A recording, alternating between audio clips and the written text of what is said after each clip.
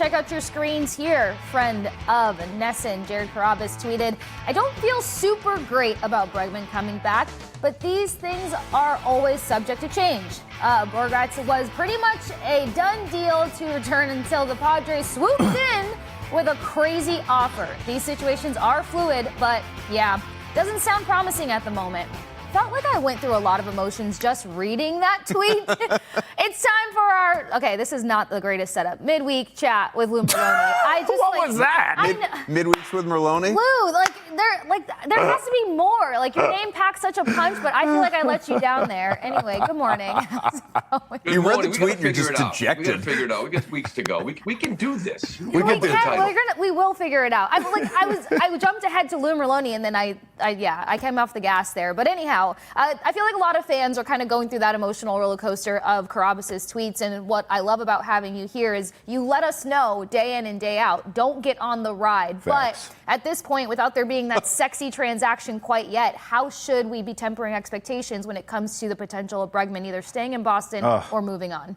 Well, I mean, I've told you guys right from the beginning, that I'm not going to buy into the media stuff with the Bregman stuff. Now, this is the time when you're challenged, right? Mm-hmm. You're in the red zone. There's going to be emotion.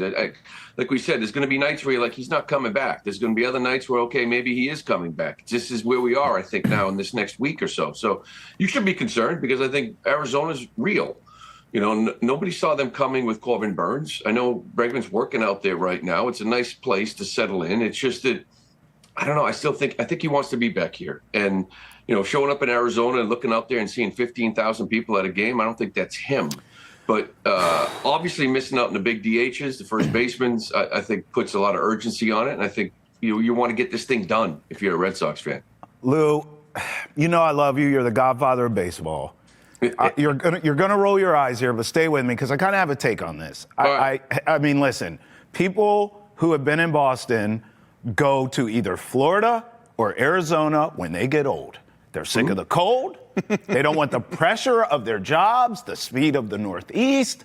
And hey, we love each other in Boston, but we'll also tell you to go bleep yourself, okay? So you go to Florida or you go to Arizona. He's only in his 30s, I'm just saying, he's at the end of his career. Lou, it is not the craziest thing to me to think that this guy's going to go to Arizona, get the money, and have zero pressure on him. He's already won. He's already got the ring. He's kind of accomplished everything, okay?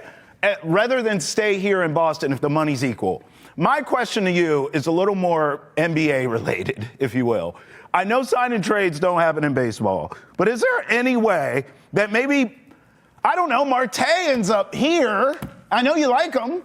And Bregman ends up there. I don't know. Is this possible, Lou? Yes. Okay. Yeah, because that's kind of like what you hear out of Arizona, and just financially. It's sort of like bringing Bregman, but it might put them in a spot where they'll have to trade Marte, because normally I would sit there and say, well, if you're bringing in Bregman, you're not trading Marte. You're kind of going for it. But every team has some financial restrictions. So here's the thing. I always talk about when players like retire or where they want to go and end their career type of stuff. And it's always up to the player. After being around Alex Bregman for a year, to think that he wants to go in retirement and not deal with the media and not deal with the pressure of performing and not really playing in the postseason, that's just not him. Mm-hmm. Like, I think he lives for coming out of that dugout at 6:20 and seeing 30,000 people already in their seats. I think he lives for the Yankee-Red Sox rivalry and the postseason play and meaningful games in September. I think this is what drives him. So it's just, I don't think it's in him. But that scenario you played, if it does happen, yes, I think they would turn around and move Marte, and you could actually flip him. He hasn't lost his eye at all. That's right. I don't think he's just going to go be present. Sure. I agree with you both. I want to make that clear. I think he does stay here. In fact, to be honest, Lou, I'm a little bit relieved that it's the Diamondbacks. I was worried the Tigers would enter the chat. Some of these teams that are right there, like the Red Sox are, where he would be intrigued and think, okay, I can go ring chase here or whatever. Let me go back to this Marte thing, okay? What would that look like? Let's entertain this, Lou. So Bregman leaves, you get this guy. He's a second baseman, right? So what are you doing at third? I mean, I love Marcelo Meyer as much as the next guy. Can he stay healthy? Like, how does this look if Bregman goes to Arizona and we get their guy? Oh, I think it's complicated because I think Meyer would probably be involved in a Marte deal. You know, and you like to think about, okay, Marte at second and then Meyer at third, and you bat him eighth, and you sort of try to let his bat develop at the big league level because he is elite defensively. But I would think he'd probably go in that deal. So, yeah, it gets complicated. Then you start talking about guys like Isaac Paredes. Is there another move, you know, to kind of go out there and put somebody at third base? That's what I mean. It's all very complicated if you don't sign Alex Bregman, because I think you can throw bodies at second base if you go get a first baseman. I think you go get a second baseman, you can throw some bodies at first base. So, you know, do I think he's coming back? I always have. But, you know, if Arizona's going to be sitting there at 6 years and you're at 5, I think he would come back, okay? But you can't be sitting here at 3-year offer or a 4-year offer. He's not going to turn down 6 years for that. So, you know, this isn't a depressed market like it was for Alex Bregman last year, which is the reason why you got him. I think there's teams that are interested in him, and you can't just sit around and wait for him to fall in your lap again like you did last year. You know, really, I mean, I understand people like, I'd give him 4 but not 5. Why? What do you care? Like, what do you care? You want the player or don't you? That's what it should come down to. Do you want him in your lineup? Do you want him in Fort Myers in mid-February, or don't you? And if you do, then you give him 5, like the DH has got. Well, that's what I come back to. You know, our buddy Nat Gordon, Play Tessie podcast, comes on with us every week, and he tweeted out the Red Sox and the Rockies, the only 2 teams in baseball right now that have not yet signed a big league free agent here in the offseason. And we're sitting here waiting on this Bregman thing, and I feel like we kind of keep having these conversations around, yeah, if the money's equal, and I don't know what it is. And I know, talking to you, Lou, for weeks now, I've kind of referred to him as, you know, in my mind, Bregman is a mercenary until he's not. He didn't owe anything to Boston. He was here for 1 year. He doesn't have that loyalty that he would have been perceived to have had with all those years with the Astros. It wouldn't surprise me in the least if he jumped ship.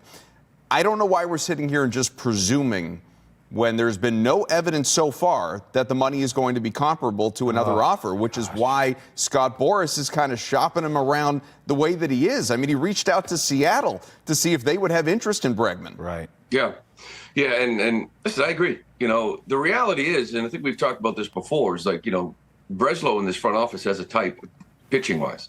We have no idea what their type is offensively. You know, first year they traded for Tyler O'Neill. They signed a 1-year deal of Alex Bregman, and that's been it. Everybody else has been from this system or minor little trades. Like, we have no idea. I'm not counting Toro or Dom Smith, minor league guys, right? Nate Eaton. Like, you've yet to really dive into the hitting free agent market, you know. And the reason why I say 5 years is, like, last year you reported 6-year 171 from Detroit. Like, if you turn that down, you've essentially left 5 years, 135 on the table, right? Like, that's what you essentially left. Boras has got to get that. He's got to get that this offseason. He's got to get that back. And I don't think 3 years, 90 is going to get it done.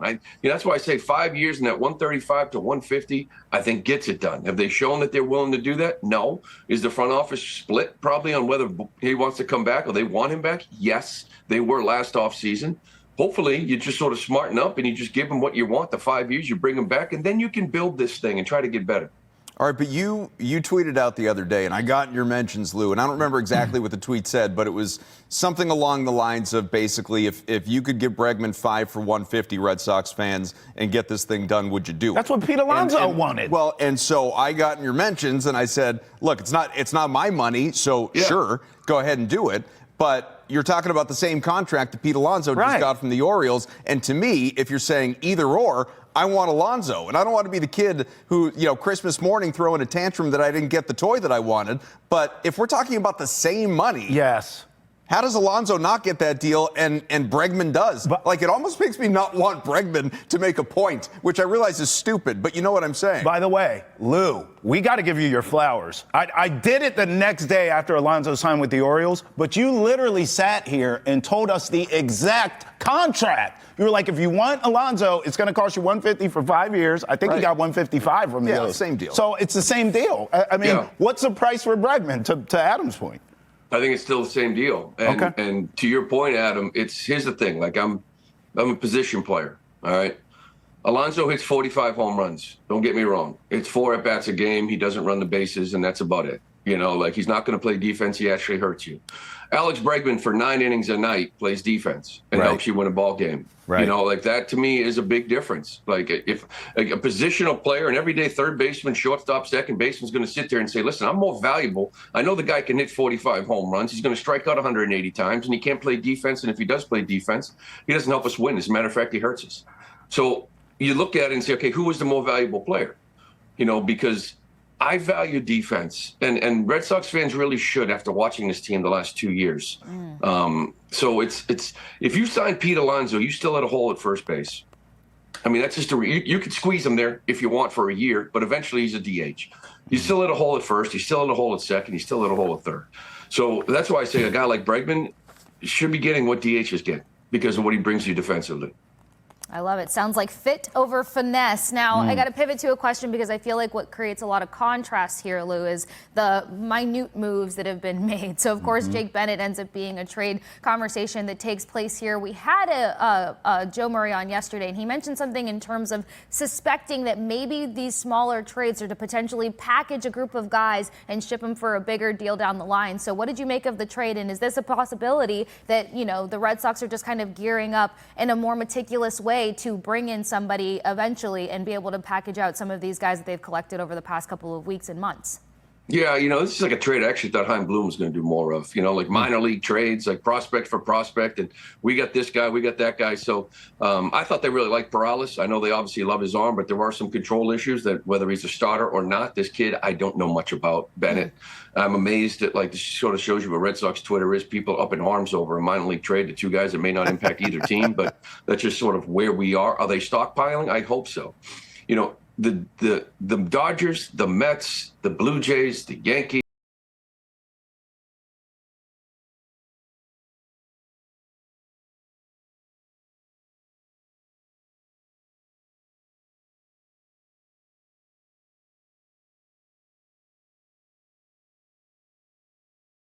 Either take a young starter in the big leagues or a AAA arm that everybody's very high of, get rid of 2 of them and still be considered a team with depth.